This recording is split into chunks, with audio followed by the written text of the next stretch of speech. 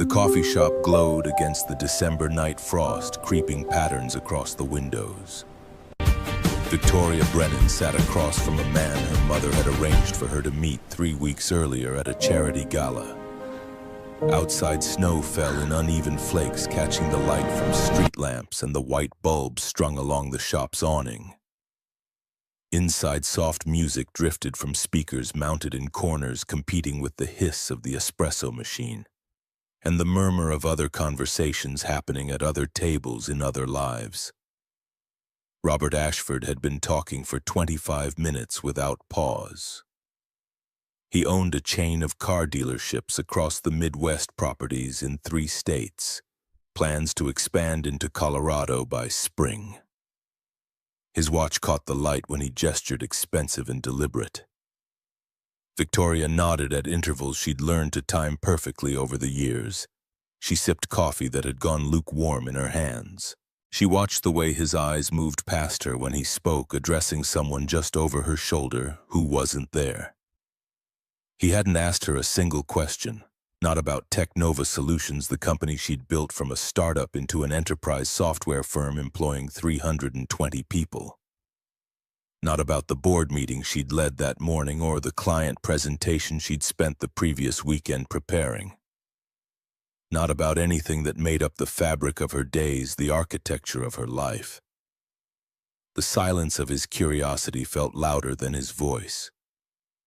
Robert leaned back in his chair and folded his arms across his chest.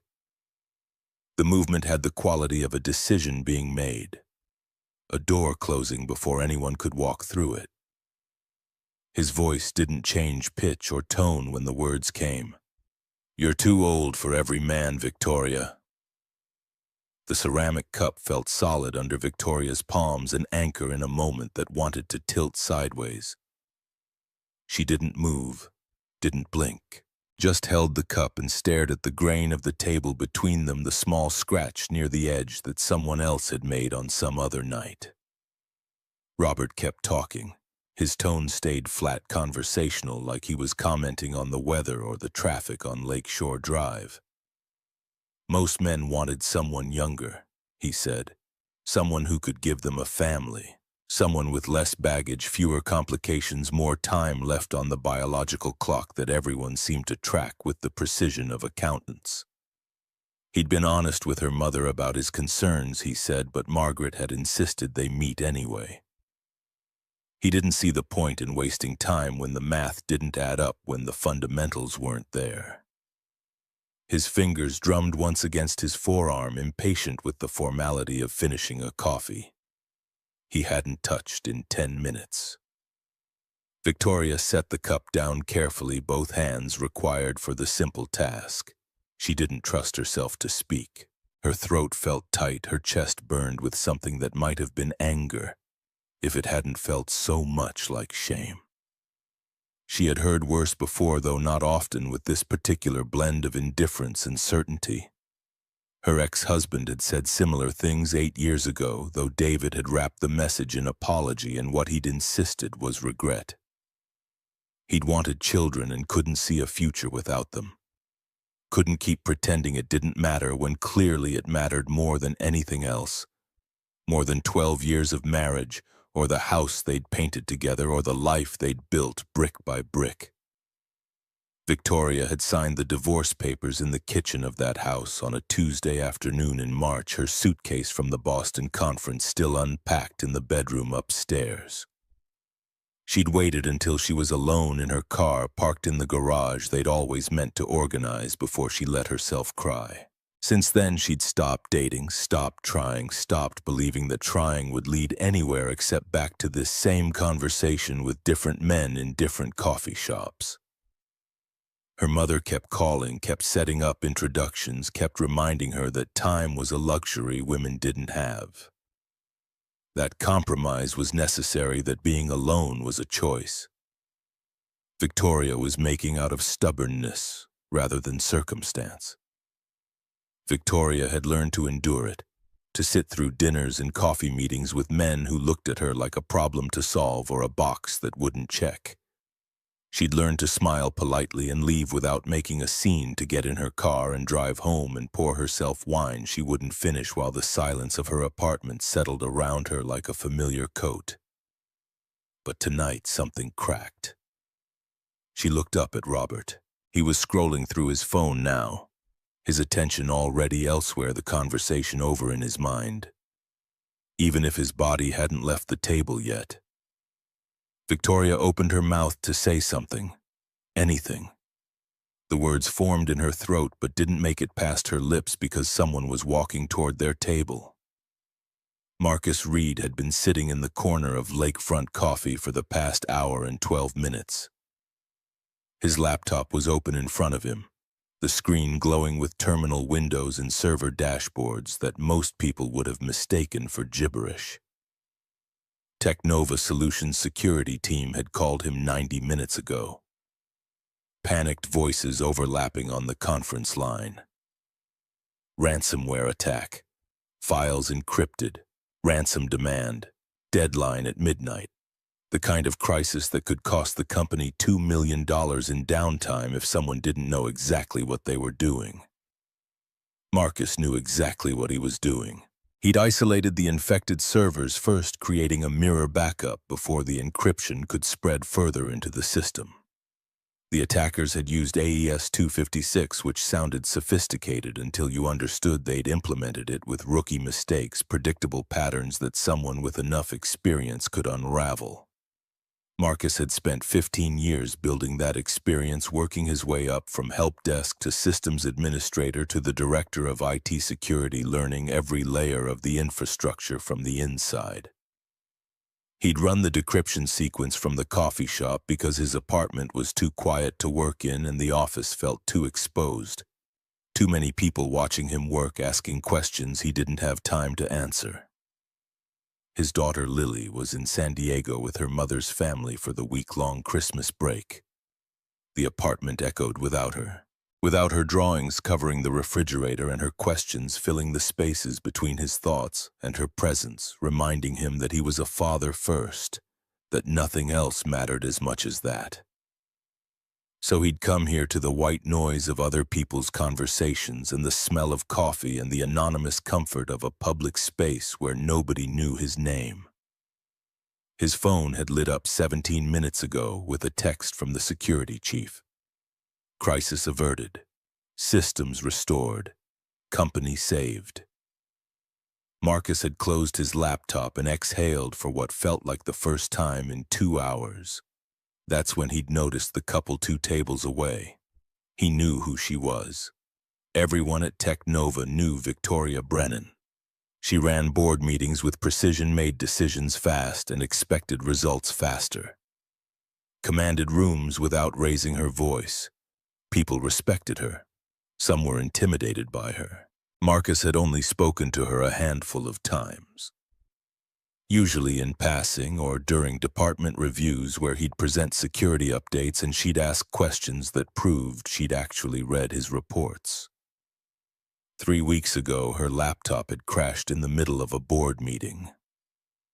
Marcus had been in the room fixing a network issue when he'd heard the small sound she'd made, frustration and panic mixed together.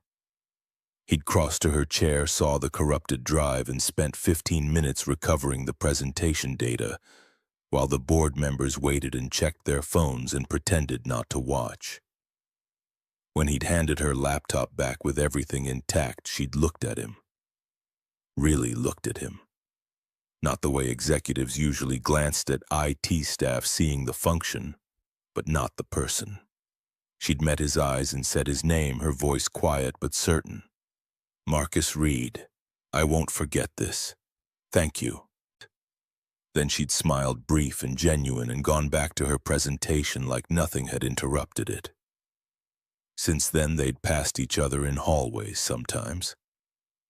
Eye contact that lasted a beat longer than casual. Small nods of mutual recognition. Nothing that meant anything except that she'd remembered his name and he'd started noticing when she walked past. Now she was sitting across from a man whose voice cut through the ambient noise of the coffee shop like glass breaking. Marcus couldn't hear all of it, but he caught fragments that made his hands tighten on his closed laptop. Too old. Biological clock. Waste of time. He saw Victoria's shoulders stiffen, saw her fingers go white around the coffee cup, saw the way she looked down at the table like she was trying to disappear into it. The man kept talking, his tone flat and bored. He checked his phone. He looked around the shop like he was already planning his exit. Already moving past this moment into whatever came next in his evening. Marcus felt something shift in his chest, a recognition he didn't want, but couldn't ignore. 3 years ago, his ex-wife Stephanie had told him at their kitchen table that he was a good father but a boring husband. Her exact words. She'd been sitting where she always sat, the chair by the window, her hands folded on the table between them like she was at a business meeting. Marcus had been working 60-hour weeks that year, trying to prove himself worthy of promotion, trying to demonstrate value that maybe he'd never had in the first place. "You work too much," Stephanie had said, her voice even and certain. "You're not ambitious enough. You'll never be more than IT support." She'd met someone else, a senior partner at her law firm. Someone with the kind of resume and salary and future that apparently mattered more than 9 years of marriage, or a 7-year-old daughter, or the life they'd built together.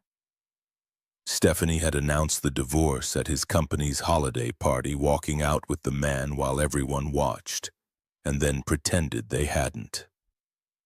The custody battle had followed, her lawyer arguing that Marcus was a workaholic father who put his job before his daughter, that Lily deserved a mother who could be present.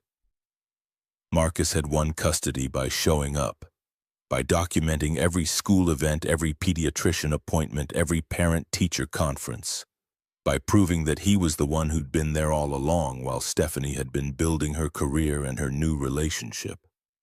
But winning hadn't erased the public humiliation or the whispers at work or the belief that had settled into his bones like cold he wasn't enough, not ambitious enough, not interesting enough, not worth choosing. Watching Victoria take verbal abuse from the man across from her felt like watching himself 3 years ago.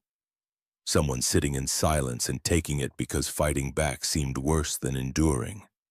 Someone whose quiet dignity was being used against them, as if not making a scene was the same as agreeing with the cruelty.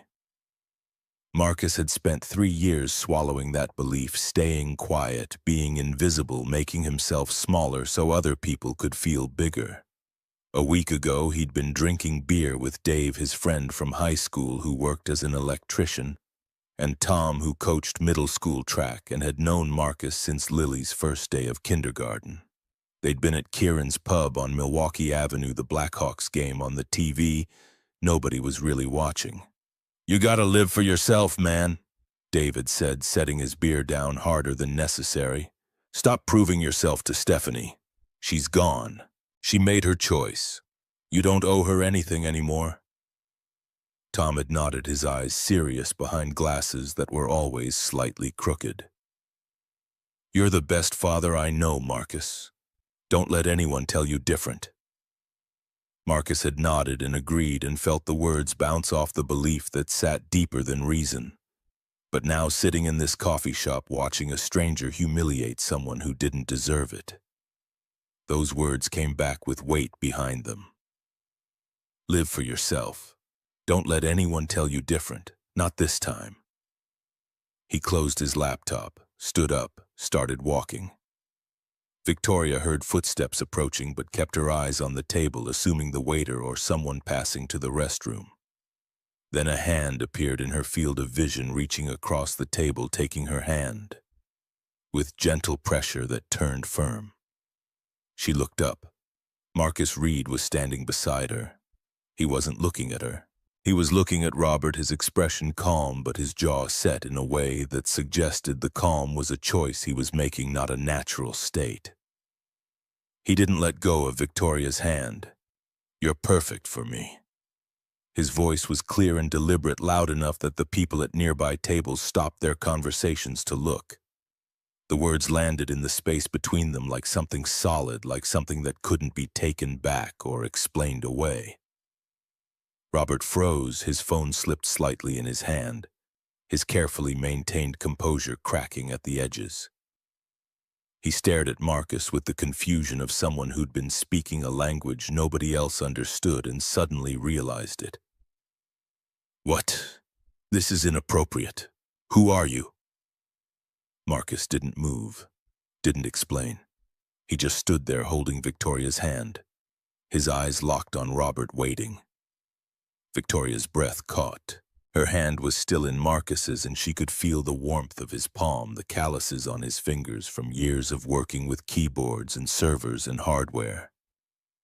She didn't understand what was happening, didn't know why Marcus Reed, the IT director who'd saved her presentation 3 weeks ago, was standing in this coffee shop on Christmas Eve doing something that made no logical sense.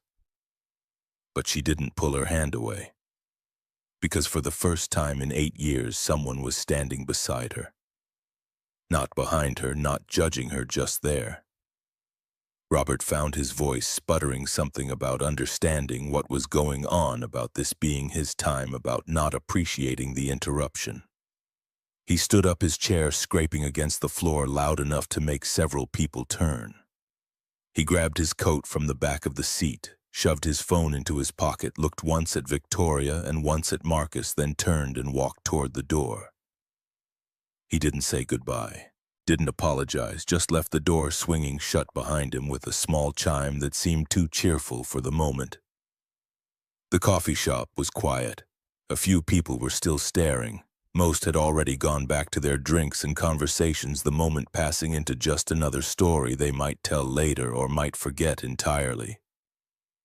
The Christmas music continued playing, something instrumental and generic that nobody was listening to. Victoria looked up at Marcus. He was still holding her hand. His eyes met hers, dark and serious but not cold. There was something else there, something she couldn't name yet but recognized anyway. "I'm sorry, I didn't mean to overstep." His voice was quieter now, meant just for her. He started to let go of her hand, started to step back, giving her space to process what had just happened. Victoria shook her head, a small movement that felt larger than it was. "You didn't." Her throat felt tight again, but this time not from pain. From something unfamiliar that felt dangerous and necessary at the same time. She swallowed, managed to keep her voice steady when she added, "Thank you." Marcus hesitated. Then he gestured to the empty chair across from her, the one Robert had vacated, the coffee cup still half full and abandoned on the table. "Do you mind if I sit?" Victoria looked at the chair, at the space Robert had occupied with his dismissiveness and his certainty that she wasn't worth his time, at the coffee he'd ordered and never intended to drink. Then she looked back at Marcus, who was waiting without pushing, who'd just done something inexplicable and was now asking permission instead of assuming he'd earned anything by it. She nodded. Marcus sat down. He folded his hands on the table, didn't fill the silence with explanations or apologies or the kind of nervous talking that people did when they weren't sure what came next. He just sat there, present and patient. Victoria picked up her coffee cup and took a sip. It was cold now, bitter and unpleasant. She set it back down and realized she didn't know how to start this conversation. Didn't know what to say to someone who'd just interrupted a humiliation she'd been prepared to endure alone. "That was my mother's idea, the meeting, not mine." Her voice came out steadier than she felt, controlled in the way she'd learned to control everything. Marcus nodded. He didn't ask why she'd agreed to it, didn't offer advice or judgment, just listened. "She's been setting these up for a while now. She thinks I need someone, that I'm running out of time." Victoria heard the bitter edge in her own voice on those last 3 words and didn't try to hide it. Running out of time. As if her life had an expiration date, as if being 46 meant the important parts were already over. Marcus leaned back slightly in his chair, his posture relaxed, but his attention sharp. "What do you think?" The question surprised her. Most people told her what she should think, what she should do, what compromises she should make. Marcus was asking like her answer actually mattered, like her opinion about her own life was relevant. Victoria looked at him, really looked at him for the first time since he'd sat down. She'd seen him around the office, knew he ran IT security, knew he was good at his job in the quiet way that people were good at things that kept systems running without anyone noticing. But she'd never noticed the lines around his eyes that spoke of exhaustion that went deeper than one late night. She'd never seen the way his shoulders carried tension even when he tried to relax. She'd never observed the faint tan line on his left ring finger where a wedding band used to be. "I think I stopped believing I had a choice a long time ago." The words came out heavier than she'd intended, weighted with 8 years of resignation and the accumulated exhaustion of trying to want things she couldn't have. Marcus was quiet for a moment, his expression thoughtful. "That's not true." Victoria almost laughed. The sound didn't quite make it out, caught somewhere between her chest and her throat. She shook her head. "You don't know me." "No," Marcus agreed, his voice even. "But I know what it feels like to be not enough, like you've lost before you even started." Victoria's eyes narrowed slightly.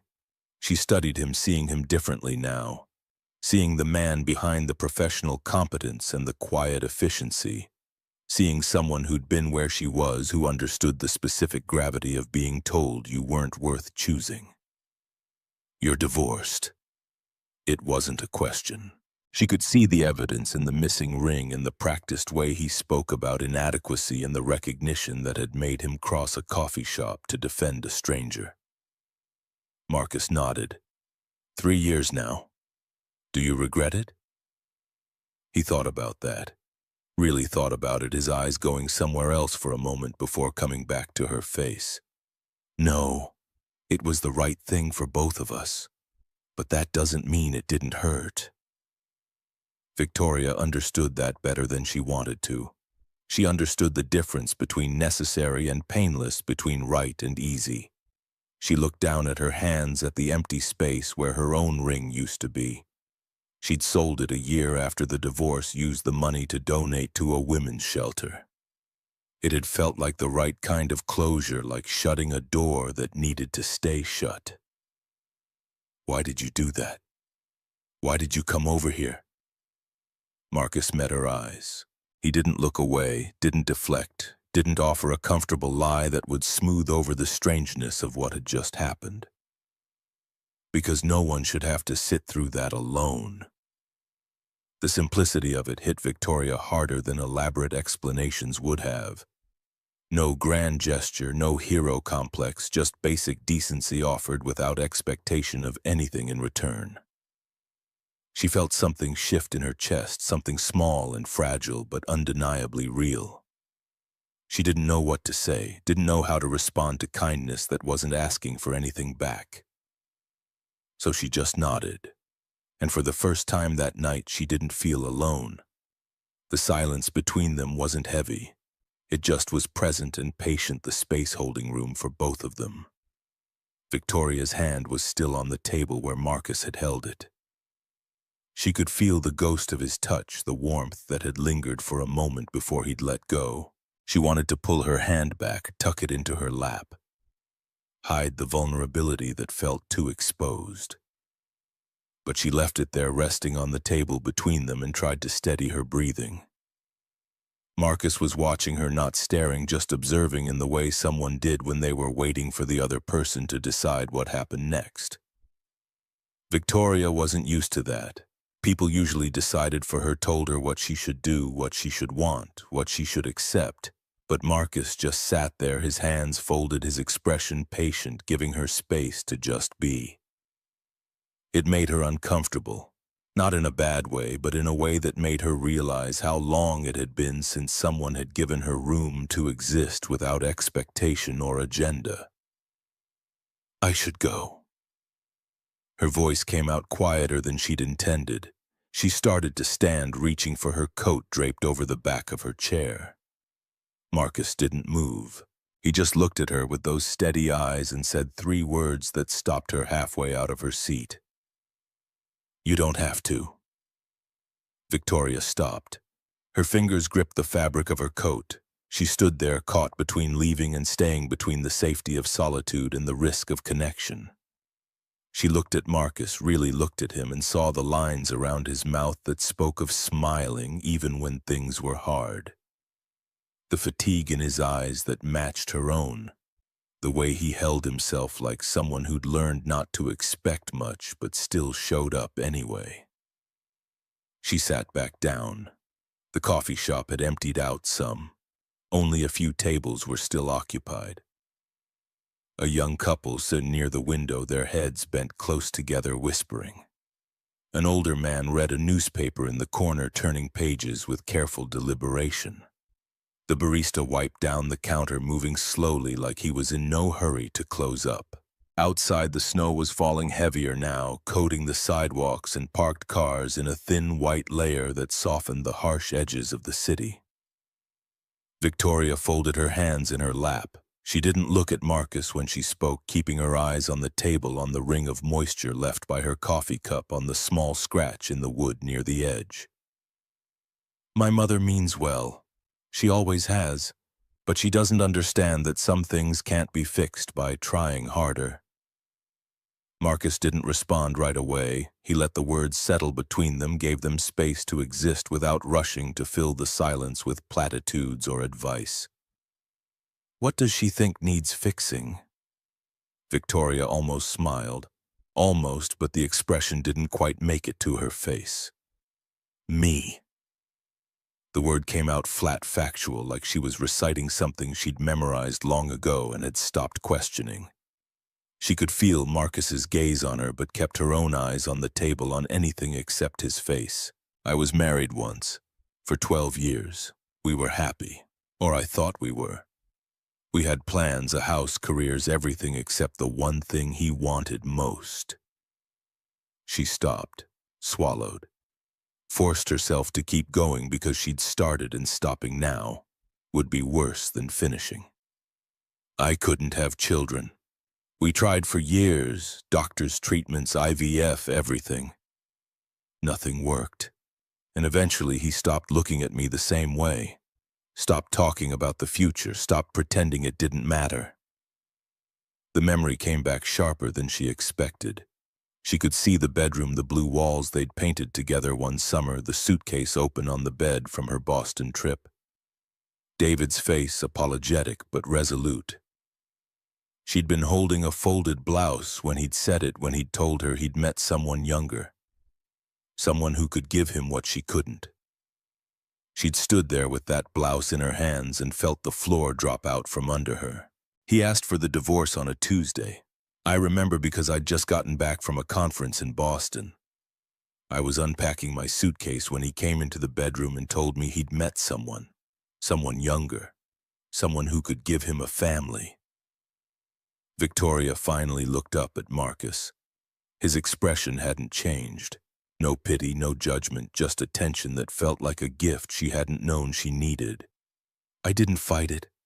I signed the papers, sold the house, started over. And I told myself I was fine, that I didn't need anyone, that I was better off alone." She paused, her throat tight with words that had been building for 8 years. "But my mother doesn't see it that way. She sees a daughter who's running out of time, who's choosing work over family, who's going to end up alone because she's too stubborn to compromise." Marcus leaned forward slightly, his forearms resting on the table, closing some of the distance between them without crowding her space. "Is that what you think? That you're too stubborn?" Victoria considered the question, turned it over in her mind. Tested it against the belief she'd been carrying like a stone in her pocket. "No. I think I'm too tired. Too tired to pretend I'm something I'm not. Too tired to sit through dinners with men who look at me like I'm damaged goods. Too tired to keep hoping that maybe this time will be different." The words came out heavier than she'd intended, landing in her chest where they settled with the weight of truth finally spoken out loud. She looked away, suddenly embarrassed that she'd said so much that she'd opened up to someone she barely knew in a coffee shop on Christmas Eve. But Marcus didn't look uncomfortable, didn't pull back or change the subject. He just nodded slowly like he understood exactly what she meant. "I get that." Victoria glanced at him, waiting. Marcus looked down at his hands at the place where his wedding ring used to be. The skin there was still slightly lighter than the rest, a pale band that hadn't fully faded even after 3 years. "My ex-wife left 3 years ago. We'd been married for 9 years. We had a daughter. Everything seemed fine. Or maybe I just wasn't paying attention to the things that weren't." He spoke carefully, choosing each word with precision, like he was navigating terrain he'd crossed before but still found difficult. "She wanted more than I could give. More time, more attention, more of me. But I was working 60-hour weeks, trying to keep up with promotions and projects, trying to prove I was worth something. And I missed what was right in front of me." Victoria watched him, saw the way his jaw tightened slightly, the way he kept his voice level even though the words clearly cost him something. "One day she told me she was done, that she'd met someone else, someone who made her feel seen. She left a month later, moved to California, left our daughter with me." He said the last part without bitterness, just fact. But Victoria heard the weight behind it, the responsibility and the loneliness and the fear of failing at the one thing that mattered most. "How old is your daughter?" 7. Her name's Lily. She's smart, funny, asks a million questions." A small smile touched Marcus's face, brief but genuine, transforming his features for a moment before fading back into the more neutral expression he usually wore. "She's with her mother this Christmas. First time in 6 months that Stephanie's had her for more than a weekend." Victoria heard what he didn't say, that he missed her, that the apartment was too quiet without her, that being a single parent meant navigating a constant tension between doing what was best for his daughter and figuring out what was left for himself. "That must be hard." Marcus nodded. "It is. But she's the best thing I've ever done. The only thing I know I got right." The honesty in his voice was almost painful, raw and undefended in a way that made Victoria feel like she was seeing something private, something he didn't show most people. She felt something crack open inside her, some small, protected place she'd kept locked for years. She looked at Marcus and saw someone who'd also been broken, who'd also been left behind, who'd also had to rebuild from nothing. "Why did you come over to my table tonight?" She asked it again, but this time the question felt different, less defensive, more curious. Marcus met her eyes. He didn't look away. "Because I know what it feels like to be told you're not enough, and I couldn't watch someone do that to you without saying something." Victoria's throat tightened. She wanted to say thank you, wanted to tell him it mattered, but the words wouldn't come, so she just nodded and Marcus seemed to understand. They sat in silence for a while. The coffee shop grew quieter as more people left, as the barista started stacking chairs on tables near the back, as the Christmas music switched to something slower and more melancholy. Outside, the snow kept falling, making the world look gentler than it was. Victoria's phone buzzed in her purse. She ignored it. It buzzed again, and again. Finally, she pulled it out. Saw 3 text messages from her mother lighting up the screen. "How did it go? Call me when you get home. Victoria, don't be picky. You're not getting any younger." Victoria stared at the words, feeling them settle over her like a familiar weight. The voice in her head that had been repeating the same message for years joined in. Too old, too broken, too late. She set the phone face down on the table and looked at Marcus. "My mother, checking in." Marcus didn't ask what the messages said. He could probably guess. The barista approached their table looking apologetic in the way service workers did when they had to deliver bad news. "Sorry, folks. We're closing in 10 minutes. Marcus nodded. He reached for his laptop bag, started gathering his things. Victoria did the same, slipping her phone into her purse, putting on her coat, buttoning it slowly. The moment was ending. Reality was pushing back in. She didn't know how to stop it. They walked to the door together. Marcus held it open for her. The cold air hit her face sharp and immediate, the snow still falling heavier now. Victoria stepped outside Marcus, following the door closing behind them with a soft click. They stood on the sidewalk, the Christmas lights from shop windows casting colored shadows on the snow. Victoria looked at Marcus. He looked back. Neither of them moved. Neither of them spoke. The silence stretched between them, filled with all the things they hadn't said, all the things they didn't know how to say. Victoria felt the distance growing, felt herself pulling back into the safety of isolation. It was easier that way, safer, less complicated. She started to turn away, started to say goodnight, but before she could, Marcus spoke. "Wait here." Before Victoria could ask why, he jogged across the street to a 24-hour CVS pharmacy, its bright lights harsh against the soft darkness of the snow-covered street. She watched him through the window as he disappeared into an aisle. A minute later, he emerged holding something small, paid at the counter, and crossed back to where she stood. He held out a single white rose. Not a bouquet, not some grand arrangement. Just one stem, simple and elegant, the petals perfect and unblemished against the night. Victoria took it carefully, her fingers brushing against his. The rose was cool to the touch, the petals soft and real in her hands. "I wanted to give you something to remember tonight by, to remind you that you're not what people say you are. You're more than that. You always have been." Victoria stared at the flower, at the delicate petals, at the way it caught the light from the street lamp above them. She felt tears threatening again, pushed them back. Looked up at Marcus, standing in the snow with his hands in his pockets and his eyes steady and sincere and deep. "I don't know what to say." "You don't have to say anything. Just take it. And maybe when you look at it, remember that someone sees you, really sees you, and thinks you're exactly who you're supposed to be." Victoria's throat tightened. She held the rose closer to her chest, protecting it from the falling snow. She looked at Marcus and saw something she hadn't seen in anyone's eyes in years. Acceptance. Not tolerance, not pity, just genuine, honest acceptance of who she was, flaws and all. "I barely know you." Marcus nodded. "That's true, but I'd like to, if you'll let me."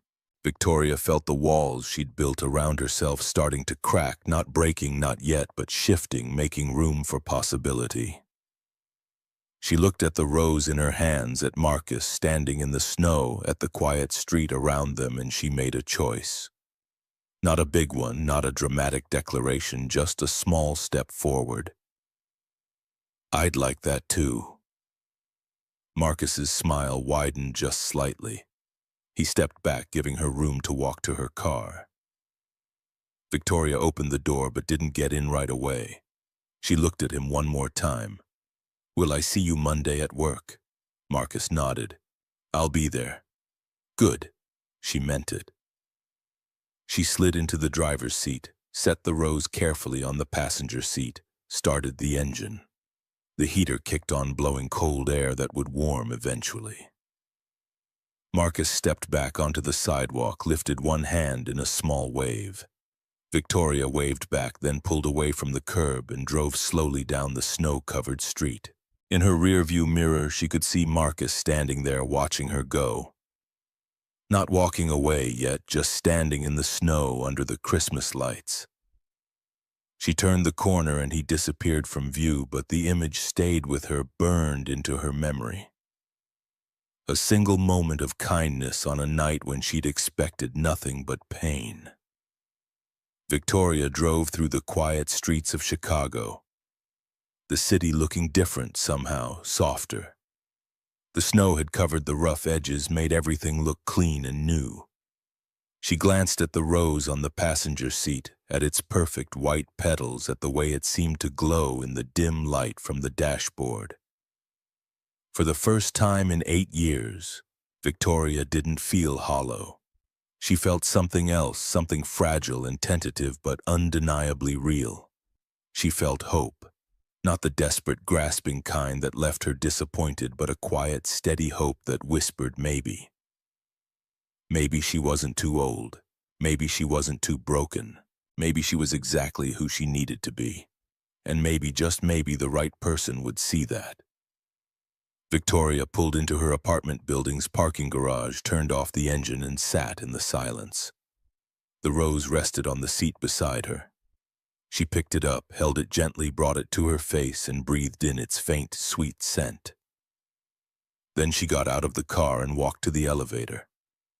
Rode it up to her floor, unlocked her apartment door, and stepped inside. The apartment was dark and quiet, but it didn't feel as empty as it usually did. Victoria turned on a light, found a small vase in the kitchen cabinet, filled it with water, placed the rose inside, and set it on the counter where she would see it every morning. She stood back and looked at it, at the way it stood tall and beautiful in the simple glass vase, at the way it transformed the space around it just by being there. Victoria pulled out her phone, looked at the messages from her mother still waiting unread. She could respond, could explain, could defend herself. But she didn't. Instead, she opened a new message, typed quickly before she could second-guess herself. "Thank you for tonight, for the flower, for seeing me. I'm glad you were there." She sent it to Marcus, watched the message deliver, set her phone down on the counter. She didn't know if he would respond right away, didn't know what would happen next. But for the first time in a long time, she wasn't afraid of the uncertainty. She was just present in this moment with this flower, with this small, fragile hope growing in her chest. Marcus stood in his own apartment across town, Lily's drawings covering the refrigerator door, like always, her artwork the only color in the space. His phone buzzed. He pulled it out, saw Victoria's name on the screen, read the message twice. He typed back carefully, choosing words that felt right. "You don't have to thank me, but I'm glad I was there too. Sleep well, Victoria." He sent it, set the phone down, and smiled for the first time in months. A real smile, one that reached his eyes and made his face feel warm. He looked around the apartment at the space that felt less empty somehow, and thought about Monday morning, about seeing Victoria at work, about what came next.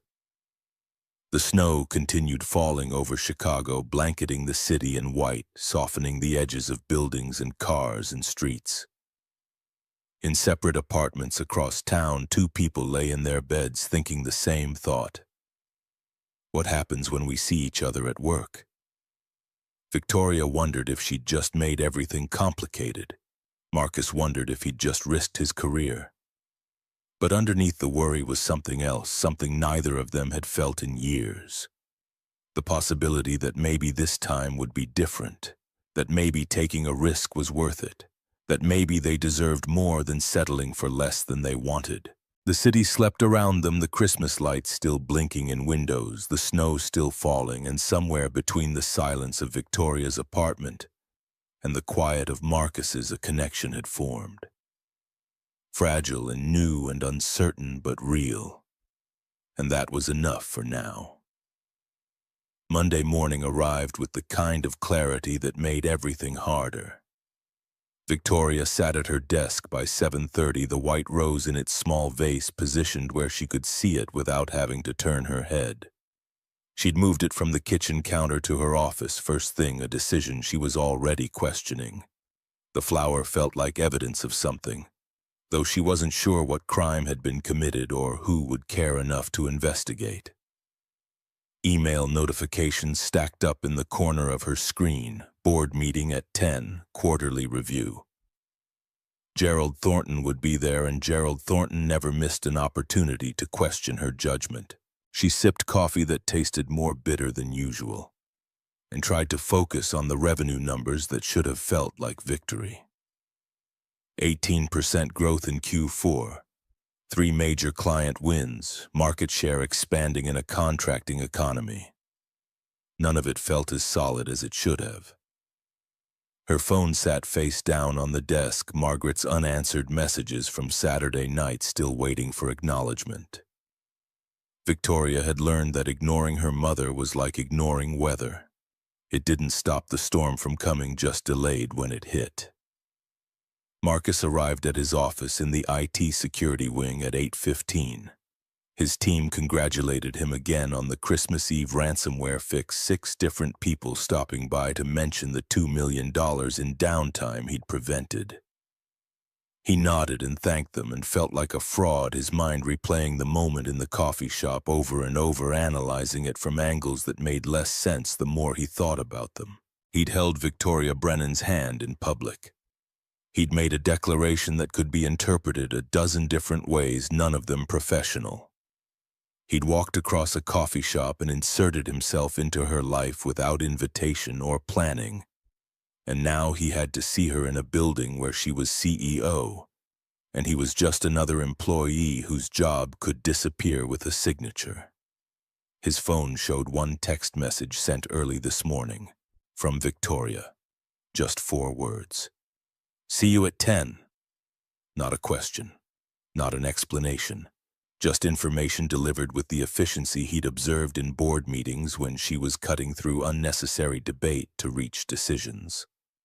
He typed back 3 words, "I'll be there," then deleted it and typed instead, "Looking forward to it," then deleted that too and settled on, "Yes." He hit send before he could overthink it further.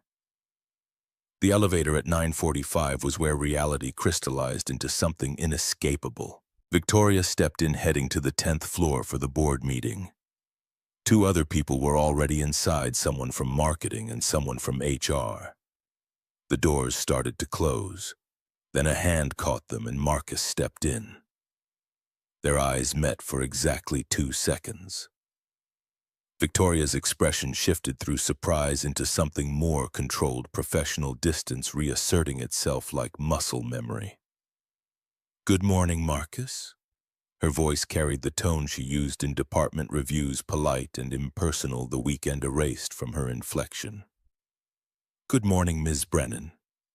He matched her formality instinctively, the Mr. Reed and Ms. Brennan barrier snapping back into place with the ease of habit. But those 2 seconds of eye contact said everything the words didn't. The elevator dinged. Victoria exited on 10. Marcus stayed inside, heading to 12, where the server room lived. The marketing employee was staring at her phone. The HR person was reading something on a tablet. Neither had noticed anything because there was nothing to notice except 2 co-workers being excessively polite on a Monday morning. Marcus's chest felt tight until the elevator doors closed again. The conference room on 10 smelled like the expensive coffee someone always ordered for board meetings, dark roast from a local place that charged twice what it was worth. Victoria took her seat at the head of the table, presentation materials. Arranged in front of her, the quarterly numbers ready to speak for themselves. Gerald Thornton sat 3 chairs down, 62 years old and built from old money and older resentments. He'd voted against her CEO appointment 4 years ago and made sure everyone knew it regularly. The meeting started on schedule. Victoria presented Q4 results with the kind of precision that usually shut down questions before they formed. Revenue growth, client retention, market position strengthening, projected Q1 numbers that exceeded the board's expectations by margins that should have made them smile. Thornton waited until she finished before leaning back in his chair. "Strong numbers, Victoria, though I have to wonder if your focus has been somewhat divided lately." The room got quieter. Other board members shifted in their seats, recognizing the setup for what it was. "My focus has been exactly where it needs to be, on company performance, which the numbers demonstrate." Victoria kept her voice level, professional, giving him nothing to grab onto. Thornton smiled the way people smiled when they had ammunition they were about to use. I heard an interesting story this weekend from Robert Ashford, old friend of mine, golf buddy. He mentioned a rather awkward coffee meeting on Christmas Eve.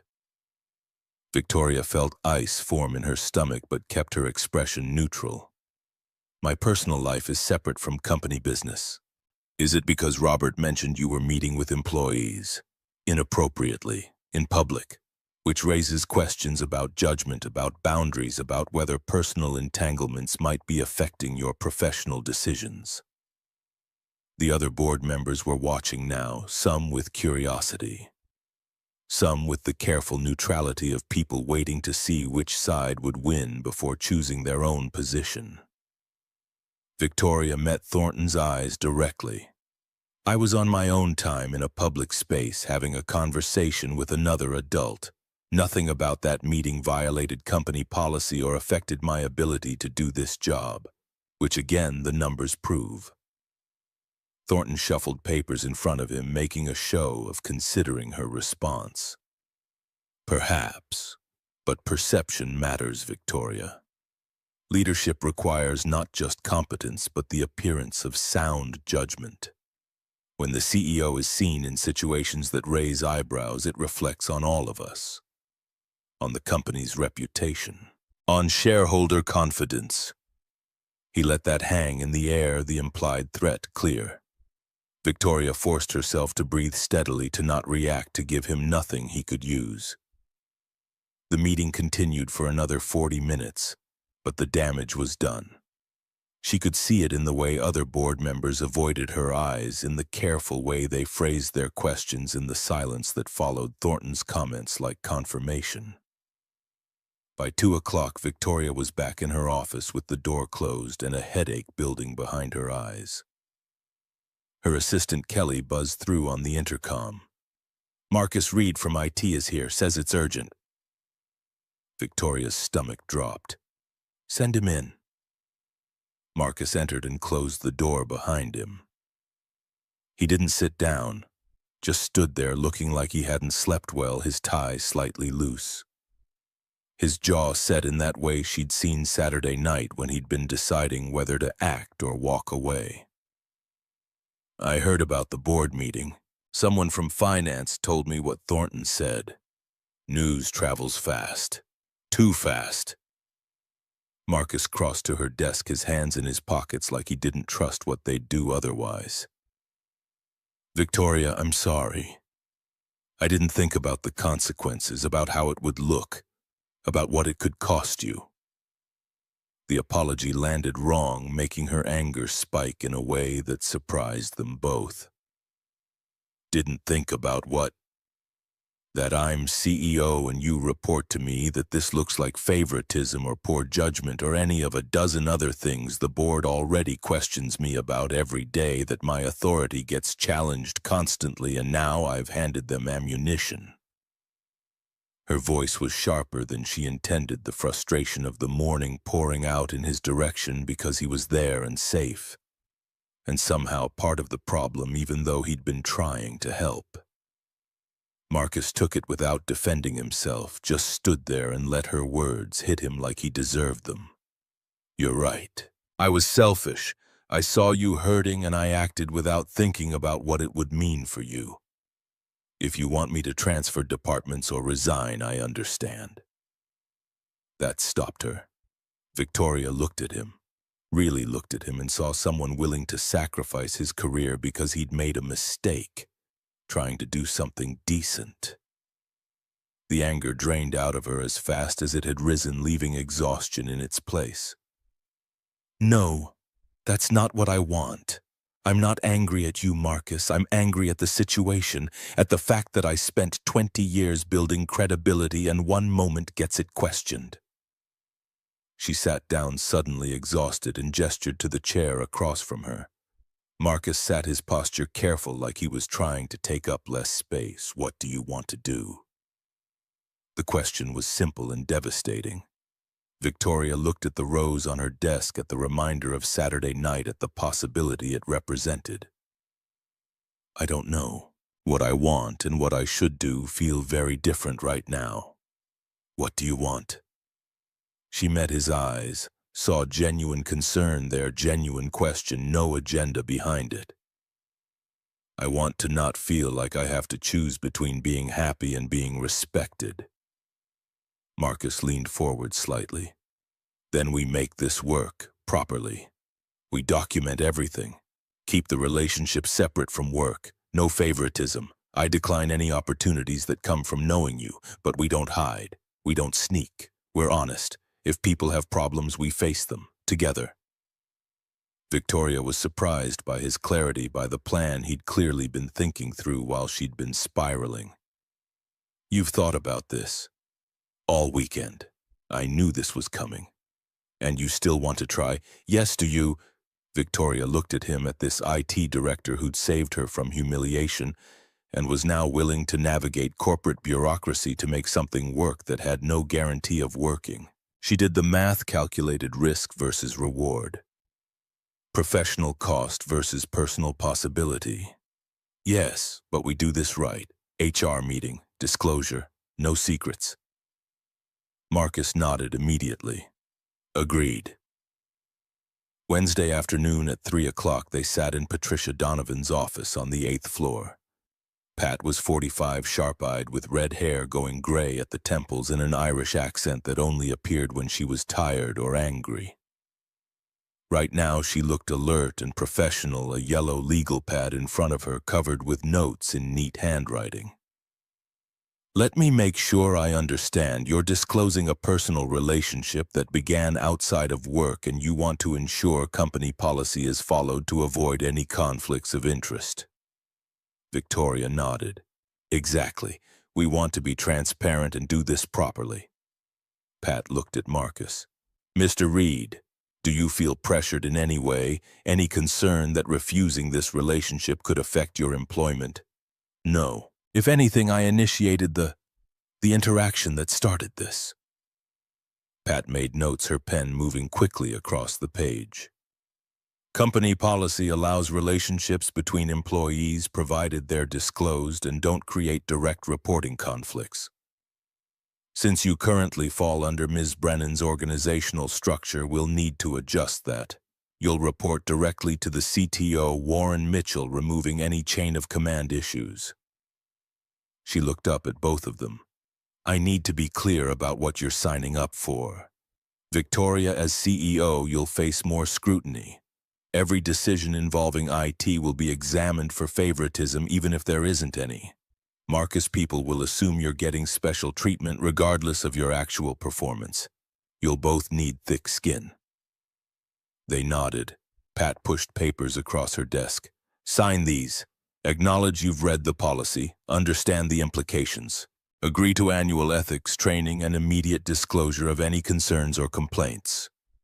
They signed.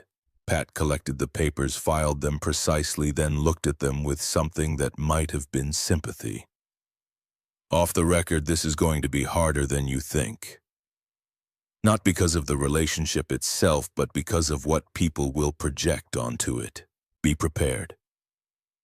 They left her office together, walking to the parking garage in silence that felt heavier than it should have. In the concrete dimness between levels, Marcus stopped. Friday night, my place or yours? Victoria felt the weight of the day pressing down the board meeting and Thornton's implications and Pat's warning all combining into something that felt suddenly very real and very complicated. Yours. I'd like to meet Lily. If you're ready for that. Marcus's expression shifted, surprise and something like fear crossing his face before settling into determination. She gets back Thursday, Friday works. But Victoria meeting her means this is serious. She'll know. 7-year-olds are perceptive. I can't introduce you as just a friend. I know. And if this doesn't work out, if we try and it falls apart, she'll know that too. She'll have questions I won't know how to answer. Victoria reached out and touched his arm briefly, a small gesture of reassurance. Then we try not to let it fall apart. They got in their separate cars and drove to their separate homes, the weight of disclosure and documentation making what had felt spontaneous on Saturday night feel measured and intentional now. Neither of them was sure if that made it more real or just more fragile. Thursday evening, Margaret Brennan arrived at Victoria's apartment without warning. The doorbell rang at 7:15. Victoria opened the door to find her mother standing in the hallway wearing a designer coat and carrying a Hermes bag and an expression that promised confrontation. "We need to talk." Margaret walked in without waiting for invitation, setting her bag on the entryway table with the kind of precision that suggested she'd be staying until she got what she came for. Victoria closed the door and followed her mother into the living room. "Robert called me. He was quite upset, said you embarrassed him, that some man publicly claimed you in front of other people. Robert said I was too old for any man. I didn't embarrass him. He embarrassed himself." Margaret turned to face her daughter, chin lifted in that particular way that meant she'd already made up her mind and was just going through the formality of conversation. "I did some research. Marcus Reed, IT director at your company. Divorced, single father, modest salary. Victoria, what are you thinking?" "I'm thinking he treated me with more respect in one evening than Robert managed in 30 minutes. Respect doesn't pay bills or provide social standing. You need stability, someone from your world, someone who understands the life you've built." Victoria felt something harden in her chest, frustration crystallizing into clarity. "I have stability. I built it myself. What I need is someone who sees me as a person, not a resume or a status symbol or a biological failure." Margaret's eyes flashed hurt and anger mixing together. "I want you to be happy, but love isn't enough. You need practical considerations, resources, position. Robert was your last good option at your age. After 46, Victoria men want younger women. That's reality. Then maybe I'm done with reality and ready to try something that actually feels real." They stared at each other across the living room, years of similar arguments hanging between them like old smoke. Margaret picked up her bag with decisive finality. "If you pursue this, don't expect me to support it. Our social circle will talk. People will question your judgment. You're making a mistake you'll regret." She left without saying goodbye, the door closing with the kind of quiet that felt louder than slamming. Victoria stood in the sudden silence of her apartment, her mother's words echoing in the space Margaret had just vacated. The old voice in her head agreed with everything Margaret had said. Too old, wrong choice, headed for regret. But another voice, newer and stronger, pushed back against the old certainty. Victoria picked up her phone and called Marcus. He answered on the second ring. "Hey, everything okay? My mother just left. She knows about us. She's not happy." Silence for 3 heartbeats. Then Marcus's voice, steady and certain. "Do you want me to come over?" Victoria surprised herself by answering without hesitation. "Yes, please." 40 minutes later, Marcus arrived with Chinese takeout and an expression that suggested he'd been expecting this call since Saturday night. They sat on her couch with containers open between them. The mundane domesticity of shared food somehow more intimate than any conversation they'd had so far. Victoria told him everything Margaret had said. All the objections and warnings and predictions of social disaster. Marcus listened without interrupting his chopsticks, moving slowly through lo mein while she talked. When she finished, he set his container down and looked at her directly. "She's not wrong about some things. I'm not wealthy. I do have a daughter to consider. Socially, we're from different worlds, but facts aren't the whole truth." He shifted closer, closing some of the distance between them. "The truth is, I see you, not CEO Brennan. Victoria. The woman who gets nervous before board meetings even though she's brilliant, who drinks coffee cold because she forgets it's there, Who saved my career last year when that server crashed and you didn't blame me even though you could have. Victoria felt tears threaten and pushed them back. You remember that? I remember everything about you. The admission hung in the air between them, weighted with implications neither of them was quite ready to examine. Marcus reached up slowly, giving her time to pull back if she wanted to, and tucked a strand of hair behind her ear. His hand lingered there, warm against her skin. I don't care what your mother thinks, or Thornton, or anyone else. I care what you think. Victoria leaned into his touch without meaning to, her body making decisions her mind was still calculating. I think I'm scared, but I'm more scared of not trying. They kissed, then slowly at first, tentative and careful, then deeper as the uncertainty gave way to something more certain. When they pulled apart, Marcus's forehead rested against hers, both of them breathing harder than they had been. Stay tonight. Just stay. Her voice came out quieter than she intended, vulnerable in a way she hadn't been with anyone since David. Marcus nodded against her forehead. I'm not going anywhere.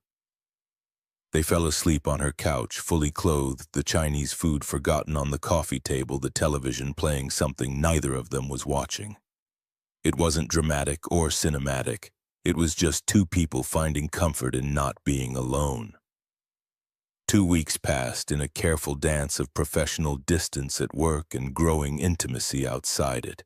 They had dinner 3 times, saw a movie once, talked on the phone every night after Lily went to bed, Marcus's voice low and tired and somehow essential.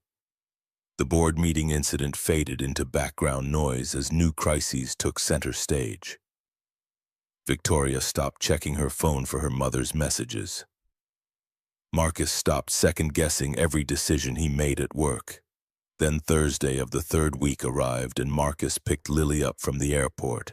Stephanie had kept her for 2 weeks in San Diego with her family, the longest stretch Marcus had gone without his daughter since the divorce. He'd spent the entire drive to O'Hare rehearsing how to tell a 7-year-old that her father had started seeing someone, that things were changing in ways that couldn't be taken back. Lily came running through the terminal, dragging her pink rolling suitcase, her braids slightly messy. Her face lit up with excitement about Disneyland and the beach, and her cousin's new puppy. She talked non-stop in the car, filling the silence Marcus had been living in with her particular brand of 7-year-old chaos. He let her talk, soaking in her voice, her presence, the reminder of what mattered most. That night after dinner, while Lily drew at the kitchen table, Marcus sat down across from her. Bug, I need to talk to you about something. Lily looked up, her purple marker paused mid-stroke. Did I do something bad? No, sweetheart, nothing like that. I wanted to tell you that I met someone, a friend. Her name is Victoria. Lily's eyes got sharp the way they did when she was processing information. A friend or a girlfriend? Marcus couldn't help smiling. Maybe girlfriend. Would that be okay? Lily shrugged in that elaborate way children did when they were pretending not to care about something they absolutely cared about. Is she nice? Very nice. She's smart and kind and she makes me smile. Then okay. Can I meet her? Eventually, when you're ready. Lily went back to her drawing, but Marcus could see the wheels turning in her head. Questions forming that she wasn't ready to ask yet. That night at bedtime, when he tucked her in and turned off the light, her small voice stopped him at the door. Daddy, if you have a girlfriend, will you still have time for me? Marcus's heart cracked. He sat back down on her bed, taking her hand in his. Lily Bug, you are the most important person in my life. Always. Nobody changes that. Ever. Promise. Promise. She hugged him tight, her small arms fierce around his neck. And Marcus held on maybe a second longer than necessary before kissing her forehead and leaving the room. Saturday morning, his phone rang. Stephanie's name on the screen made his chest tighten before he even answered. Marcus, we need to talk. I spoke with my lawyer. I want to revisit custody. The words hit like physical blows, knocking the air from his lungs. What? Why Lily's happy here? I heard you're dating someone. Victoria Brennan, your CEO. Marcus's mind raced, trying to figure out how she'd found out, landing on the obvious answer. Small world. Technova had 300 employees and people talked. That has nothing to do with Lily. Doesn't it? You're bringing instability into her life. New relationship, workplace complications, divided attention. My lawyer thinks we have grounds to request primary custody. I'm ready to be a full-time mother now. My partner and I are getting married. We have a stable home, better schools in San Diego. Think about what's best for Lily, Marcus, not your love life. This is blackmail. This is motherhood. Prove to me this relationship is serious and stable, or I file paperwork next week. She hung up. Marcus stood in his kitchen, phone still pressed to his ear, listening to dead air and feeling his world crack apart. Everything he'd feared about letting someone in had just come true. The relationship he'd started endangering the one thing that mattered most. Lily was his entire life, his reason for getting up every morning, his proof that he'd done something right. He couldn't lose her. Wouldn't survive losing her. The choice wasn't really a choice at all. He called Victoria that evening, his voice flat and exhausted when she answered. Can I come over? We need to talk. Those 4 words carried weight they both recognized. Victoria said yes, immediately heard something in his tone that made her pulse quicken. When he arrived 20 minutes later, he looked wrecked, like he hadn't slept in days, even though it had only been hours since Stephanie's call. What happened? Marcus told her everything. The call, the threat, the ultimatum. Victoria's initial anger gave way to understanding as she watched him struggle through the explanation. She can't do this. We've done everything right. HR, disclosure boundaries, everything by the book. Doesn't matter. She'll argue workplace stress, relationship instability, her better resources. And maybe she's right. Maybe bringing you into Lily's life is selfish when everything's still so new and uncertain. Victoria saw where this was going, felt it approaching like weather you could smell on the wind before the storm arrived. Say it. Marcus's voice broke on the words. I can't lose Lily. She's my whole life. This thing between us, it's real. It's the realest thing I've felt in years, but I can't risk my daughter for it. Not yet. Not when it's this new and she can use it against me. I'm sorry, Victoria. I'm so sorry. Victoria felt her heart crack, but forced herself to nod, to understand and not make this harder than it already was. You're a good father.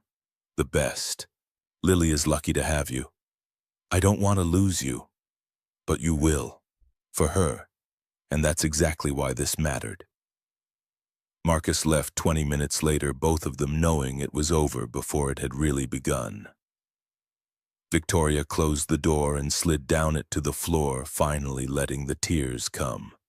Across town, Marcus drove home and sat in his parked car outside his apartment building, his hands gripping the steering wheel like it was the only solid thing left, and tried to breathe through the weight of choosing between 2 impossible options. Monday morning, Victoria faced an emergency board meeting where Gerald Thornton called for a vote of no confidence. She defended herself with Q4 numbers and professionalism and the kind of steel control that had gotten her this far. The vote split 4-3 in her favor, barely, and Thornton's parting words echoed in the conference room long after the meeting ended. This isn't over. Victoria sat alone in her office afterward, victorious and hollow, staring at the white rose on her desk that had started to wilt. She'd won the battle and lost the war, kept her job, and given up the possibility of something that might have been worth more than any title. The rose was dead by Wednesday. She still couldn't throw it away. The days after Marcus walked away stretched into a week that felt like punishment for wanting something. Victoria buried herself in work, arriving before the sun and leaving after the cleaning crew started their rounds. Her apartment became a place to shower and change clothes, nothing more. The rose on her desk turned brown at the edges, petals curling inward like something dying slowly in public view. She told herself she'd throw it away tomorrow. Tomorrow became a week. The week became a routine of avoidance. Kelly knocked on her office door Friday afternoon carrying coffee Victoria hadn't asked for but desperately needed. Her assistant had stopped commenting on the hours, the skipped lunches, the way Victoria's suits hung looser than they had 2 weeks ago. "Ms. Brennan, did you hear Marcus Reed gave notice?" The words arrived like news from another country, information that should have felt distant but instead detonated in Victoria's chest. She kept her face still, her voice level, years of executive training kicking in automatically. "What's the timeline?" 2 weeks, taking a VP position in Seattle, global IT security. Warren Mitchell tried to counteroffer, but he'd already made his decision. Kelly set the coffee down and left without waiting for response. Victoria stared at her computer screen, seeing nothing, the text blurring into meaningless patterns. Seattle, 2,000 miles away, the distance felt both impossible and like exactly what she deserved for believing anything could be different this time. She picked up her phone, then set it down. Picked it up again. Opened a new message and stared at the blank screen until the words stopped mattering and she closed the app without typing anything. What could she say that wouldn't sound like begging or blaming or both? He'd made his choice. She'd told him she understood. Understanding didn't stop it from feeling like something vital had been removed from her body without anesthesia. The dead rose stared at her from its vase. Victoria grabbed its stem and all and threw it in the trash can beside her desk. The action felt both necessary and wrong, like amputating something that might have healed given enough time. She didn't look at the trash can for the rest of the afternoon. Marcus picked Lily up from school Tuesday at 3:15, the spring sunshine feeling accusatory in its brightness. His daughter climbed into the back seat, her backpack sliding off one shoulder, her hair escaping from the ponytail he'd attempted that morning. She was quiet during the drive home, staring out the window at Chicago sliding past in its usual chaotic patterns. "Daddy, are you sad?" The question came from the back seat, small and certain in the way 7-year-olds were certain when they'd already worked out the answer. Marcus glanced at her in the rearview mirror. "Just tired, bug. You've been tired since Christmas." The observation landed with more accuracy than Marcus wanted to acknowledge. He pulled up to a red light and turned to look at her properly. "Yeah, I have been. Is it because of the girlfriend, Victoria?" Hearing her name in his daughter's voice felt like touching a bruise he'd been trying to ignore. Marcus considered lying, decided Lily deserved better. "Sort of. Grown-up things got complicated. Because of Mommy." The light turned green. Marcus drove, buying time to figure out how to explain adult failure to someone who still believed problems had solutions if you just tried hard enough. "Partly. And work. And other things that are hard to put into words." Lily was quiet for 3 blocks. Then her voice came again, smaller this time, like she was afraid of the answer. "Do you love her?" Marcus pulled into their parking space, turned off the engine, and twisted in his seat to face his daughter. Her eyes were wide and serious behind the glasses she hated wearing but needed. "I think I could have. If things had been different." "Then why did you stop?" "Because I love you more. You're my priority. You're what matters most." Lily unbuckled her seatbelt and leaned forward between the front seats. Her small face scrunched in concentration the way it got when she was working through a problem in math class. "Daddy, Mommy told me something once. She said love isn't about choosing. It's about making room." Marcus felt something shift in his chest, understanding arriving too late to help, but early enough to hurt. Your mom said that when she talked about why she left, she said she didn't make room for both of us, that she chose wrong. But she said you're better at making room than she was, that you have a big heart. The wisdom of children sometimes felt like weapons too sharp and too precise to be wielded safely.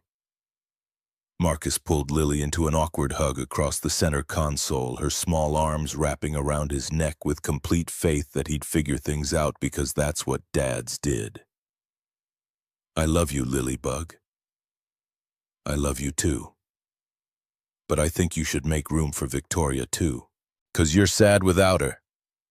They went upstairs to the apartment and Marcus made dinner while Lily did homework at the kitchen table, and he tried to process the idea that his 7-year-old daughter had seen something he'd missed entirely.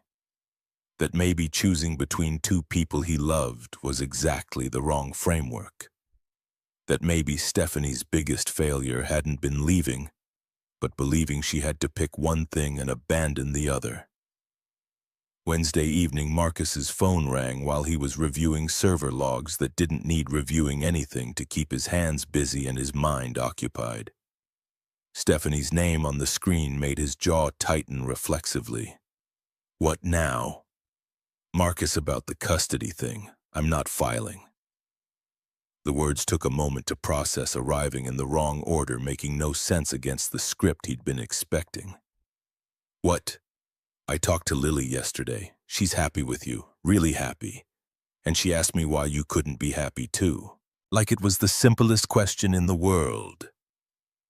Stephanie's voice carried something Marcus hadn't heard from her in years. Regret, maybe. Or shame. Or just the exhaustion of carrying anger too long.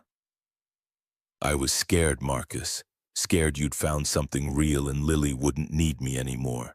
But that's my problem, not yours. You're a great father. Better than I was a mother for a long time. And Victoria, I looked her up. She seems like a good person. Don't move to Seattle because of me. Stay where you're happy. Marcus sat down because his legs stopped supporting him reliably. I already gave notice. Then ungive it. Fight for what you want. It's not that simple. I hurt her. I chose wrong. She probably doesn't want to hear from me. Stop being scared. You're terrible at it. Stephanie hung up before he could respond. Marcus stared at his phone, at the call that had just rewritten everything he'd been planning, at the possibility that maybe he'd sacrificed the right thing to protect against the wrong threat. He pulled up Warren Mitchell's number, typed out a message asking if they could talk tomorrow morning about the Seattle position, and hit send before he could second-guess himself into paralysis. Thursday morning, Victoria scheduled a meeting with Gerald Thornton. Not requested. Scheduled. Kelly had looked concerned when Victoria dictated the calendar invite, but she'd sent it anyway because she'd worked for Victoria long enough to know when arguments were useless. Thornton arrived at the conference room at 10 o'clock, looking smug, like he'd been waiting for this meeting since the day Victoria became CEO. He sat across from her with the confidence of someone who believed he'd already won. Victoria, to what do I owe the pleasure? I'm done playing defense with you, Gerald. Her voice came out harder than she'd intended, but softer than she felt. Thornton's eyebrows raised slightly. I'm not sure what you mean. Yes, you do. You've been undermining me since I took this position. Every board meeting, every decision, every opportunity to question my judgment. So let's have the conversation we've been avoiding for 4 years. She leaned forward, hands flat on the table between them. You didn't want me as CEO because I'm a woman. Because I came up through product management instead of finance. Because I don't have the right pedigree or the right family name or whatever metric you're using to decide who deserves respect. But here's what's true: Q4 numbers don't lie. Neither do Q1 projections or client retention rates or market share growth. I've outperformed every target this board set, and you still can't accept that competence matters more than credentials. Thornton started to speak, but Victoria kept going. So here's what's happening. I'm staying CEO. You can challenge me again if you want, but bring actual performance issues, not gossip about my personal life. Because my personal life is exactly that, personal. If I date an IT director or a janitor or an astronaut, that's my business. It doesn't affect my ability to run this company. Are we clear? The room felt charged with something electric and dangerous. Thornton studied her face like he was seeing her for the first time, recognizing something he'd previously dismissed. He nodded slowly. Crystal. Victoria stood up, the meeting over because she said it was over. She walked back to her office feeling 10 feet tall and simultaneously terrified that the adrenaline would wear off and reveal she'd just committed career suicide. But Kelly was smiling when Victoria passed her desk, and that felt like winning even if she didn't know what prize she'd earned. Friday morning started wrong and got worse. Victoria arrived to find Marcus's office in the IT wing. Half-packed boxes stacked along the walls. His laptop already disconnected from the docking station. She stood in the doorway for 30 seconds that felt like 30 minutes before someone noticed her. Ms. Brennan, can I help you? A junior technician whose name Victoria didn't know looked genuinely confused about why the CEO was standing in their department. Victoria found her voice. Marcus Reed. Where is he? Server room. Hardware migration. You want me to get him? No, thank you. She walked to the server room like she was approaching a cliff edge, knowing the drop existed but unable to stop moving forward. The room was cold and loud, fluorescent lights harsh overhead, the smell of electronics and recycled air thick enough to taste. Marcus was on the floor with cables spread around him like he was performing surgery, his shirt sleeves rolled up, his tie nowhere in evidence. He looked up when the door opened, froze when he saw who'd walked in. Victoria. What are you doing here? I need to talk to you. Now's really not the best time. I'm in the middle of... Now is perfect. She let the door close behind her, the sound echoing in the metallic space. Marcus stood up, brushing dust from his knees, looking uncertain in a way she'd never seen him look before. I heard you're leaving. Seattle. VP position. It's a good opportunity. Is that why you're taking it, or are you running? The directness landed between them like a challenge. Marcus's jaw tightened. That's not fair. You're right. Nothing about this is fair. Victoria took 3 steps closer, closing the distance between them to something less than professional, more than cautious. You walked into that coffee shop and changed everything for me. You stood up when no one else would. You made me believe I deserved more than settling, and then you walked away without fighting. I had to protect Lily. Stephanie called me. Did you know that Wednesday morning? She tracked down my personal number somehow. She apologized. Said she wasn't filing the custody challenge. That she was scared and stupid, and Lily is happy with you, which means you're leaving for nothing.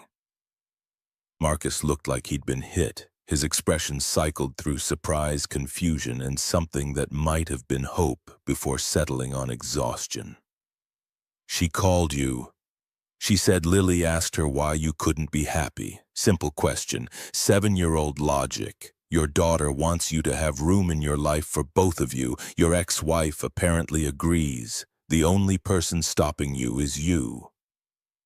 The machinery hummed around them, filling the silence while Marcus processed information that should have arrived days ago but hadn't. Victoria watched him struggle with it, saw the moment the walls he'd built started cracking. I'm scared. Scared of messing this up. Scared of letting Lily down. Scared that you'll realize I'm exactly what everyone said I am. Not enough. Victoria closed the remaining distance between them. I'm scared too. Scared of my mother's judgment and Thornton's interference and failing at another relationship. But I'm more scared of living my whole life safe and alone, wondering what would have happened if I'd been brave enough to try. What are you saying? Don't go to Seattle. Stay. Try. With me. For real. I'll make room in my life for both of you, Work and Lily and us, but I need you to stay and fight for this. Marcus reached out slowly, his hand finding her face, thumb brushing her cheek like he was checking if she was real. I never accepted the Seattle position. I told Warren I needed time to think. Called him yesterday and withdrew my name. I was trying to figure out how to fix things when Stephanie called. Relief and frustration hit Victoria simultaneously. So we're both idiots. Apparently. They stood in the server room surrounded by machines that kept Technova running, and Marcus kissed her like he should have kissed her days ago, like he was done running from things that scared him. A junior technician walked in, saw them, and backed out immediately with a muttered apology. They broke apart laughing. Everyone's going to know now. Good. Let them. Saturday afternoon, Victoria met Marcus and Lily at the park 3 blocks from his apartment. The March sunshine felt premature, promising warmth it couldn't quite deliver, but Lily didn't seem to care as she ran ahead with her backpack full of art supplies. Victoria stood next to a bench, her hands in her coat pockets, her heart beating harder than any board meeting had ever made it beat. Lily approached with the careful assessment children gave to adults who might become important. She was smaller than Victoria had imagined from Marcus's descriptions, her dark hair in 2 braids, her glasses slightly crooked. You're Victoria. Not a question, an identification. Victoria smiled despite her nerves. I am. You must be Lily. Daddy says you're his girlfriend. Are you? I hope so. Is that okay with you? Lily tilted her head, considering this question with the seriousness it deserved. He's been sad without you. I don't like when he's sad. I don't like it either. Then I guess it's okay. Do you like drawing? They sat on the grass despite the chill, and Lily pulled out markers and paper, launching into an explanation of her latest art project, with the enthusiasm of someone who'd found a captive audience. Victoria listened and asked questions and tried not to overthink the fact that a 7-year-old was currently deciding whether she was acceptable.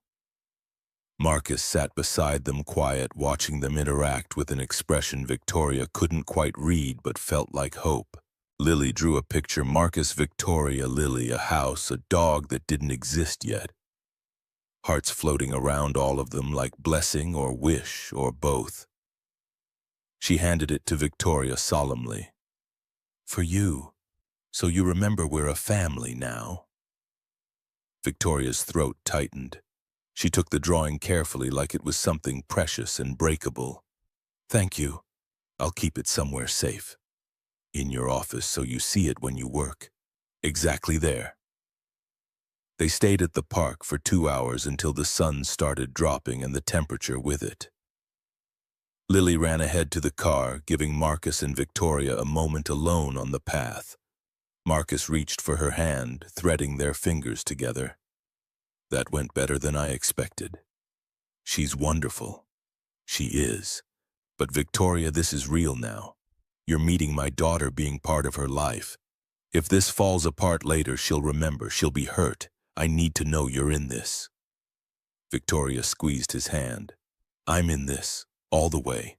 We'll figure out the complicated parts as we go. 2 weeks later, Victoria arranged brunch at an upscale place downtown Neutral Territory for what would either be reconciliation or warfare. She'd called Margaret on Tuesday, leaving a voicemail that was more summons than invitation.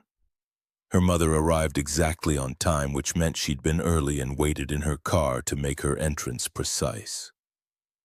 Marcus and Lily were already seated when Margaret walked in. Victoria stood to greet her mother, watching calculation happen behind Margaret's eyes as she assessed Marcus's suit.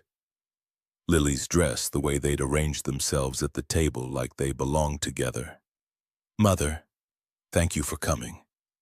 Victoria. Margaret sat, accepted a menu she wouldn't read, and turned her attention to Lily with the kind of smile adults gave children they were trying to impress. You must be Lily. I'm Victoria's mother. Hi, are you a grandmother? You look like one. The bluntness of children's observations landed in the middle of the table like a grenade with the pin pulled. Marcus looked mortified. Victoria fought not to laugh. Margaret's expression shifted into something softer. I suppose I am old enough to be one, yes. Do you like grandkids? 'Cause I'm pretty good at being a kid. I imagine you are. The brunch proceeded with the careful choreography of people trying not to trigger explosions. Margaret asked Marcus about his background with the precision of a prosecutor establishing motive. He answered honestly, not hiding his self-taught career or his divorce or his modest origins. Margaret watched Lily with something that might have been curiosity or might have been judgment. When Lily excused herself to go to the bathroom and Marcus followed to help, Margaret turned to Victoria. He's not what I imagined. What did you imagine? Someone taking advantage, but I see how he looks at you. How she looks at both of you. This is serious. Victoria nodded, waiting for the other shoe to drop. I still think you deserve someone from your world. Someone with your education and resources, but I see you're happy. That counts for something.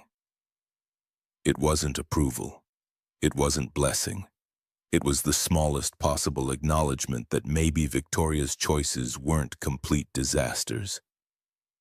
Victoria took what she could get. It's enough, Mother. It's a start. They finished brunch with the kind of civility that passed for peace in their family. Margaret left with a stiff hug and a promise to call soon. Marcus, Victoria, and Lily walked to Navy Pier afterward, let Lily ride the carousel twice. Bought overpriced ice cream they didn't finish. It felt normal in a way nothing had felt normal in months. 6 months passed and the strange acceleration time took when life was finally moving in the right direction. Victoria taught Lily about business during Friday night dinners at her apartment, explaining what CEOs did in language a 7-year-old could understand. Marcus taught Victoria to cook, standing behind her in the kitchen, correcting her knife technique and making her laugh when recipes went wrong. Lily drew, constantly filling both apartments with crayon portraits of their expanding family that now included a dog they hadn't gotten yet, and a house they didn't live in together yet. Work settled into a new rhythm. Marcus reported to Warren Mitchell, directly eliminating any appearance of favoritism. Victoria and Marcus had lunch together in Technova's cafeteria like any other couple, and people stopped gossiping after the first month because there was nothing scandalous to report. Thornton stayed quiet through 2 board meetings. Margaret called every Sunday and only criticized Victoria's choices 40% of the time, which counted as progress. Stephanie visited in July, meeting Victoria over coffee with the awkwardness of 2 women navigating the complicated geometry of loving the same child and the same man at different times. They were never going to be friends, but they managed polite. And that was enough. Christmas Eve arrived again 1 year after the night that changed everything. Marcus had reserved the same corner table at Lakefront Coffee, and Victoria arrived at 8 o'clock to find him waiting with that same nervous energy he'd had the first time. He had a small wrapped box on the table between them. 1 year ago, I did something crazy here. Victoria smiled, settling into the chair across from him. You told a CEO she was perfect. I told you you were perfect. I still believe that. He pushed the box across the table. Victoria opened it to find a key, simple and silver against the black velvet lining. She looked up, confused. It's to my apartment. Well, our apartment, if you want it to be.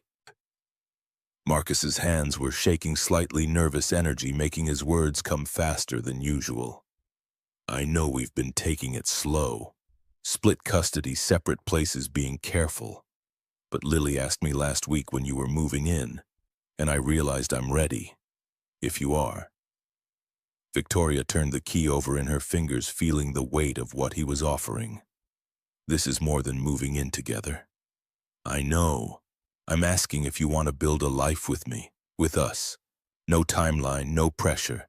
Just commitment to figuring it out together. Will you? Victoria thought about the woman who'd sat in this coffee shop a year ago, believing she was too old and too broken and too late for anything good to happen. She thought about the man who'd crossed the room to prove her wrong. She thought about the 7-year-old girl who drew pictures of families that didn't exist yet but might. Yes. The word came out certain and clear. Victoria closed her hand around the key. Yes to moving in. Yes to building a life. Yes to all of it. Marcus smiled the kind of smile that transformed his whole face and ordered them coffee they wouldn't drink while they talked about logistics and timing and what came next. Outside the window, snow fell again, marking the anniversary with symmetry that felt almost too perfect. Marcus showed her a picture on his phone drawn by Lily that morning. Marcus, Victoria, Lily, a dog, a house, hearts everywhere. She made this for you, said to give it to you tonight. Victoria looked at the drawing at the family Lily had been sketching into existence for months. Tell her I love it. Tell her I love both of you. She knows, but I'll tell her anyway. They left the coffee shop at 10, walking to their separate cars that would soon become unnecessary when they shared an address. Marcus kissed her under the streetlight snow, catching in her hair and his coat. And Victoria felt certain in a way she hadn't felt certain about anything in years. 6 months later, they closed on a 3-bedroom townhouse in Wicker Park with a yard big enough for the dog Lily had already named. Moving day was chaos, boxes everywhere, Lily directing traffic like a tiny General Marcus carrying furniture. Victoria assembling a bookshelf with instructions that made no sense in any language. They ordered pizza when the kitchen proved too full of unpacked dishes to cook in. Eating on the floor of the empty living room while Lily chattered about her new school and her new room and the dog they'd get next month. Lily found a box labeled in Victoria's handwriting, personal items. Inside, wrapped in tissue paper, was the dried white rose in a simple frame. Lily held it up, curious. What's this? A flower your dad gave me, the night we met. It's dead, though, but it's beautiful. It reminds me of something important. What? That beautiful things can last if you take care of them. Marcus helped Victoria hang the frame in the living room, centered above the couch where everyone would see it. Lily stepped back to admire their work. Now everyone knows the story. Exactly. They finished unpacking the essentials by midnight. Lily fell asleep on the couch between them, exhausted from excitement and moving boxes. Marcus carried her to her new room, tucking her into a bed that hadn't been slept in yet, but would become familiar soon enough.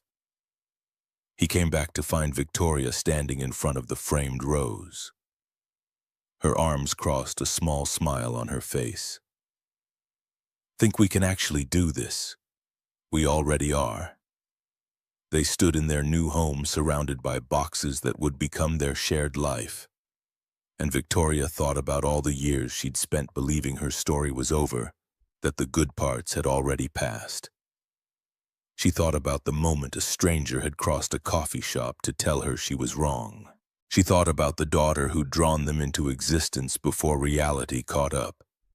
She thought about love arriving late and messy and complicated and absolutely worth fighting for. Through the window, Chicago's skyline glowed against the night sky. The framed rose hung on the wall, a monument to dead things that still mattered. Lily's drawing was already on the refrigerator. Their lives were tangled together now in ways that couldn't be easily undone, and Victoria wouldn't have it any other way. She was 47 years old, CEO, stepmother, partner, human. Her mother still called with criticisms. The board still watched.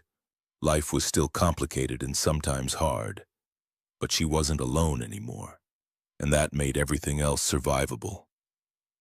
Marcus came up behind her, wrapping his arms around her waist, resting his chin on her shoulder. "What are you thinking about? That I was just waiting for someone brave enough to see me, and for me to be brave enough to see myself. And now I'm exactly where I'm supposed to be." Outside, the city moved through its endless rhythm. Inside their home, three people who'd found each other against improbable odds were building something that might last. Not perfect, but real. Not easy, but worth it. Victoria closed her eyes and leaned back into Marcus's warmth, and felt for the first time in more years than she could count completely certain that she'd made the right choice.